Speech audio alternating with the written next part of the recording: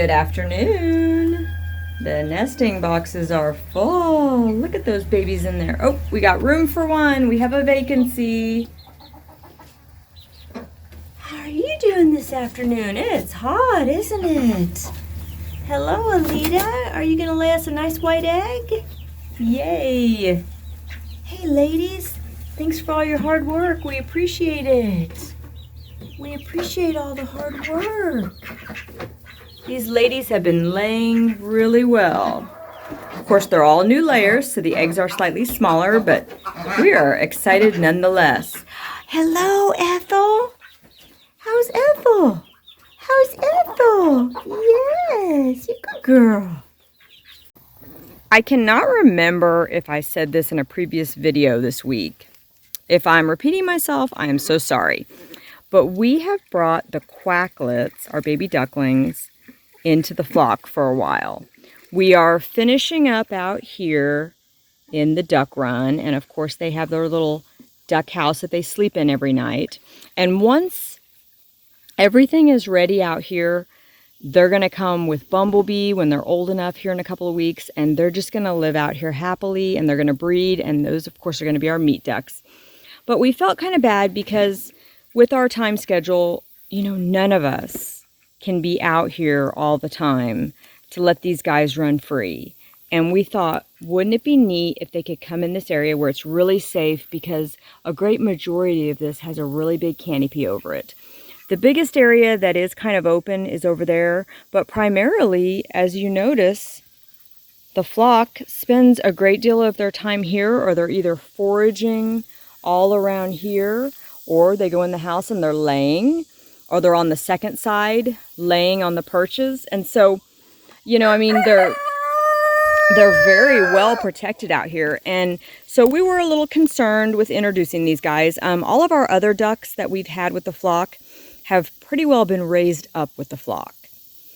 And the flock was very young when most of our ducks have come in, and it was just very seamless. With these guys, you know, they were not raised up with the flock, and the flock is now older. And so, and when I say older, they're still a juvenile flock, but they're basically sexually mature now and grown. But these guys, we brought them in the first day, and of course they were a little, you know, scared of the chickens. But they had been watching the chickens through here, so they had a knowledge of the chickens, and, you know, they were aware of them. Oh, look how sweet they are.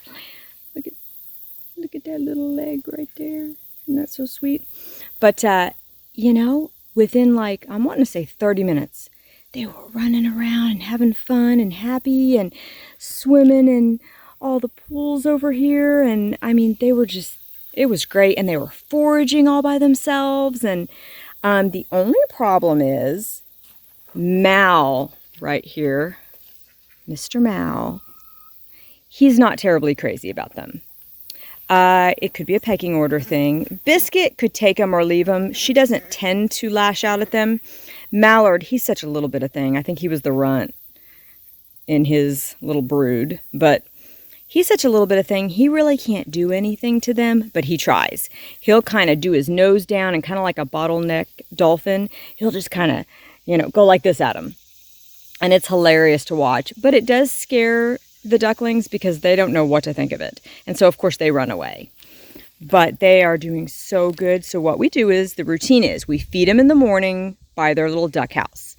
Then we bring them in with the flock, let them run around all day and all night. Then we give them usually a lunch feeding. We kind of try to take them aside. That way the flock doesn't try to get to their food. We bring them back in, let them run around, you know, all day again. Then we take them out for their night feeding, and we put them in the duck house. And they've been getting all kinds of exercise and bugs and eating greenery. And it's just really been nice for them while they're waiting for their duck run to be ready. We just thought it was such a better life for them. Now, of course, once we introduce Mr., probably can't even see him, Mr. Bumblebee over there in his cage, to them, their life will 95% of the time be in the duck run. And of course, Bumblebee can't be out with the flock anymore because he tries to mate them.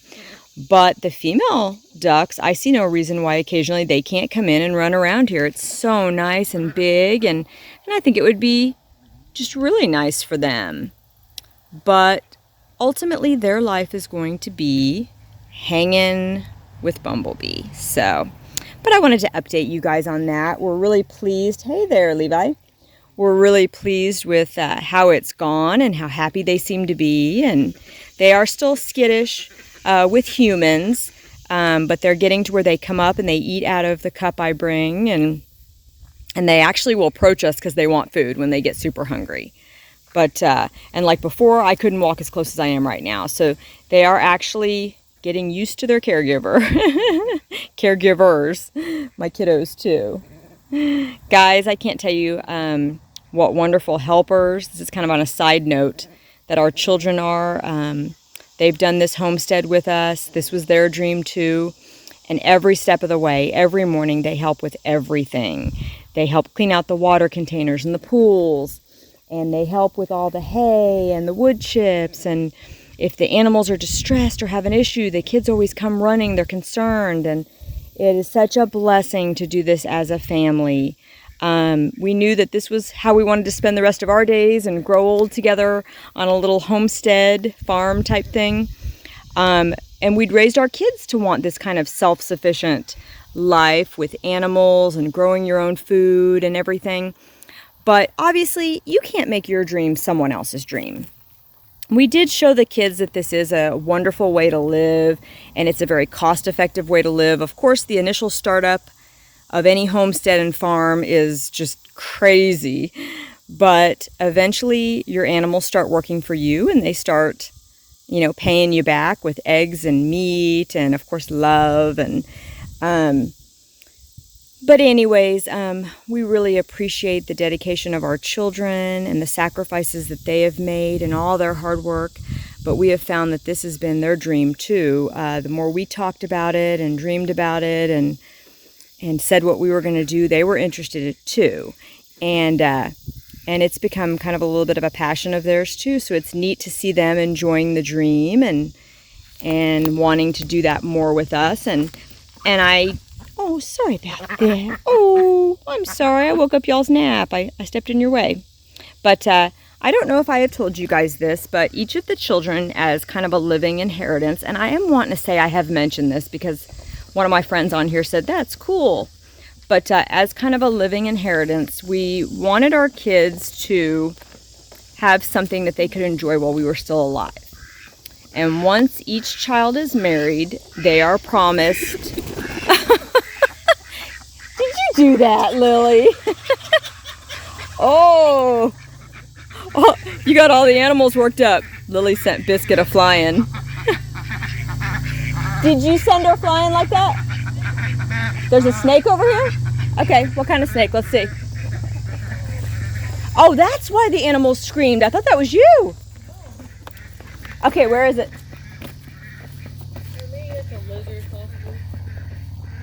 That's why they screamed, the chickens, and flew away? Oh, I thought they were doing that because of Biscuit. Well, whatever it was, it's gone now. Usually a lizard doesn't send them, unless it's like a giant lizard, doesn't usually send them into a tizzy like that. Okay, y'all, I'm still trying to remember what I was talking about. Oh, everybody's in a panic now. Uh-oh, somebody got locked in the house. Who got locked in the house? Okay, sorry about that. Anyways, before all the excitement, each of the children is promised a couple of acres that they get to build on, free and clear. It's our gift to them. If they don't want it, they don't have to have it. And but who wouldn't want an acreage that your family is going to give you that you could build on? And it's neat because their neighbors are going to be us, and that's pretty awesome. And so, but since this is their dream too, they all seem very excited that they get to have their piece of land. And so we're excited to share that with them and watch them build their dream home and homestead. And so I'm excited about the future for the kids, and I'm excited that they can live in a more self-sufficient, cost-effective way and enjoy nature and animals, and that really excites me, and give glory to God for what He's blessed them with, the land. And That makes my heart happy. But as you can see, we have returned Mr. Cluck into the bachelor pad with Bumblebee.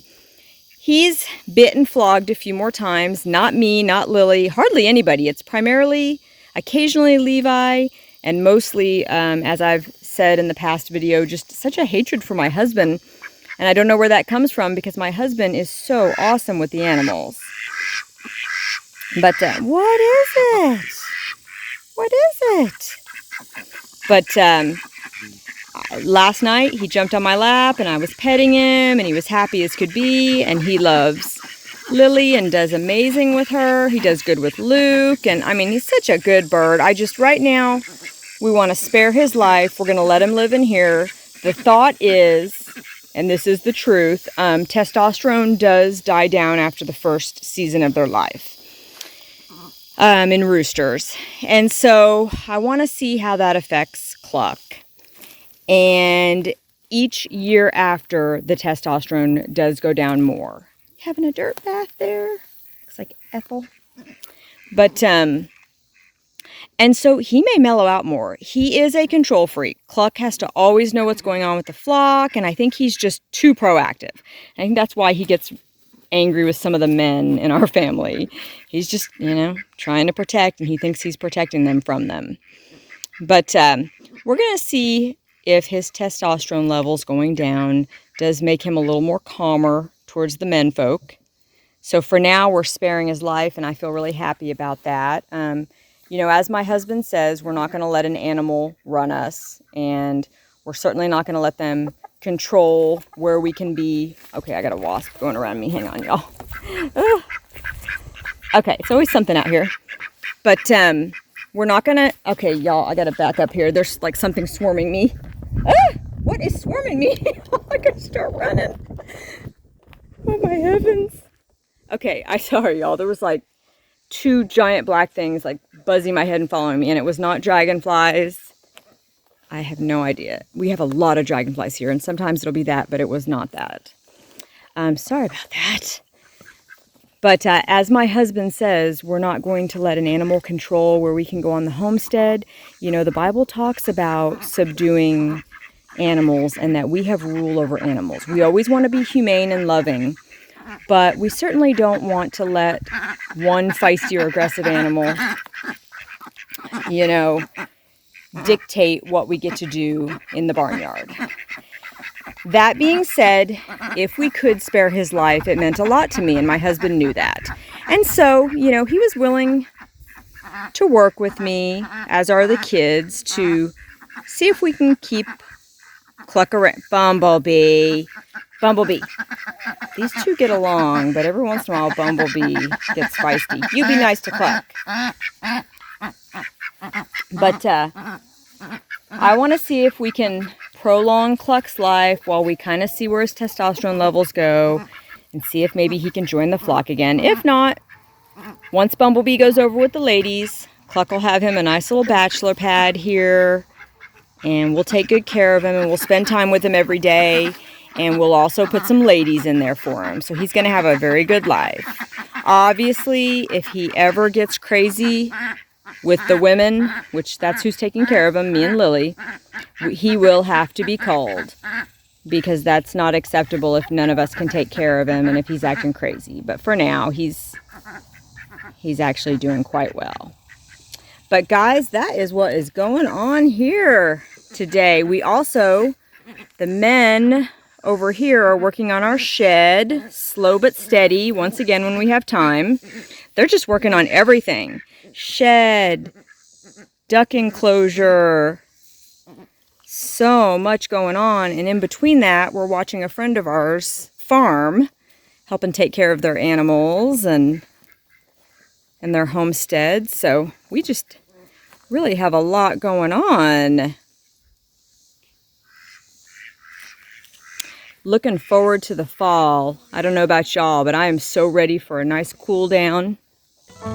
But I hope it is a wonderful day where you are. You guys have a great evening, and God bless.